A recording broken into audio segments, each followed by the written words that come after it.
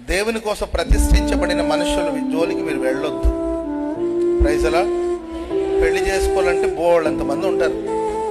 ఒకటి కాదు కదా, 4 చేసుకుంటారు. అది మీ ఇష్టం. అర్థమైందండి? అది ఎవరి ఇష్టం. ఎవరు కాదంటే ఎవరు ఆగుతారో చెప్పండి. అది దేవుని మందిరపు వస్తువు.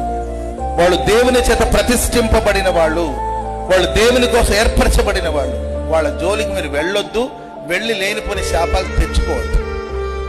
ఆమె వాళ్ళు దేవుని చేత ఏర్పరచబడిన వాడు. వాళ్ళ జోలికి వెళ్ళొద్దు. తిట్టాలన్నా కొట్టాలన్నా దేవుడికి అధికారం ఉంది. శిక్షిస్తాడు, అవసరమైతే రక్షిస్తాడు. హల్లెలూయా. కళ్ళెర చేస్తాడు, అవసరమైతే కౌగలించుకుంటాడు. ఎందుకంటే మనం ఆయన బిడ్డలం. క్షణమాత్రం ఆయన మనల్ని విడిచినట్టు ఉంటుంది. గొప్ప వాత్సల్యతో మనల్ని ఆయన చేర్చుకుంటాడు. హల్లెలూయా. ఆ పాత్రల లెక్క ప్రభు చూసుకుంటాడు. మనం ఎవరు తెరిపించేదని చెప్పండి. మనం ఎవరమండి తెరిపించేది?